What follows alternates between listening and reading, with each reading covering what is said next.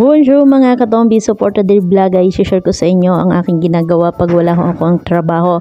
So ngayon ho ay Thursday, wala po talaga akong ginagawa pagka umaga. So ari ho ang ginawa ko, ako ho ay pagkagising ay pinalitan ko agad ang aming bedsheet. Kasi ho ang bedsheet namin ay parang amoy kalabaw na, charot! So dahil wala naman ang bebe at ako lagi ang nakatoka dyan sa pagpapalit ng bedsheet ay ari ho, kailangan ko na hong ayusin para pagbalik ho niya ay mabango na ang aming higaan. So, ang bebe ho kasi ay nasa outside Paris kasama ng kanyang amo. So, namimiss ko na nga ho siya. Ganyan pala talaga pag LDR. Charot! So, pagkatapos ko hong palitan, inilagay ko naman ho sa aming washing machine at nilagyan ko ng pampabango para mabango ang ating labahin. At makalipas ang ilang minuto ay ako ho ay magsusupilyo na. Diyos ko, umali. Wala pa kaming toothpaste na ubos na pala. Oy! So, ari ho, sinupilyo ko na ang aking ngipin hanggang sa siya ay bumango ang hininga. So, parte ng buhay ang maging maayos sa ating sarili at ako ay nagsabon sa mukha. Ang akin hong gamit na sabon ay Kojic. Yun lang ho, simple.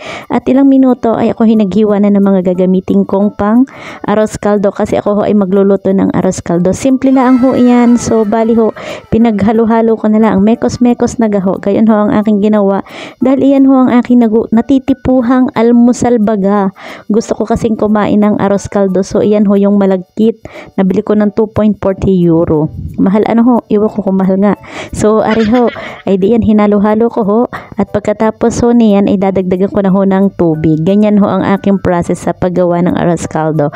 So, simple pero masarap ho iyan pag natapos. Lagyan ho natin ng paminta para may kaunting anghang. At syempre lalagyan din ho natin ng Knorr cubes para may kaunting lasa. Actually ako ho yung tao na nagluluto na wala hong magic sarap. Ayoko hong lagyan. At makalipas nga ilang minuto ay naisipan ko hong walisin muna ang aming sahig at piling ko ay ugaling daming buhok na naman. Ganyan ho ang ginagawa ko para ho may maintenance ang aming bahay. Gusto ko malinis ho. Ganyan ho ang ginagawa ko. Walis-walis lang. Ayoko mag-vacuum. Sayang ang kuryente. Diyos ko galing malang kuryente dito sa Paris. So, ayun ho. Makalipas ng ilang oras ay naluto na ang ating masarap na arroz caldo na may spinach po yan. Kaya kung makikita nyo bakit may berden, may spinach. So, tinikman ko na ako. Akala nyo ay ako ay nasasarapan. Hindi ho. Ako ho ay naiinitan. Diyos ko, talpog ang nguso. At makalipas nga akong makakain, eri ho, pumunta naman ako ng dryeran. At ako naman ho ay magpapadryer ng aking nilabhan na bedsheet.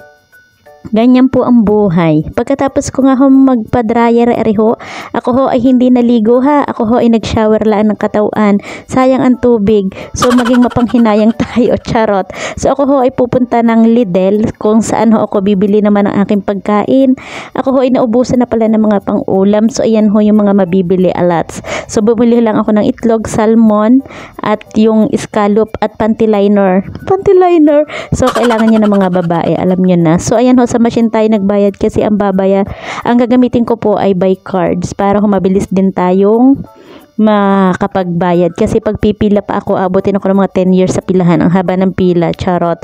So ariho ako ho ay uuwi na at ako naman ho ay magpapahinga. Syempre sa pag-uwi ko pala ay ipapakita ko sa inyo ang aking ginagawa. Ako ho ay nainom ng tea. So, garni ho ang aking ginagawa. Nainom ako ng tea para ho ako ay madagdagan pa rin ang aking dugo. So, itong aking ting ininom ay Rouge. So, yun lang. God bless you more. And please like and share po ng aking mga video. Bye-bye!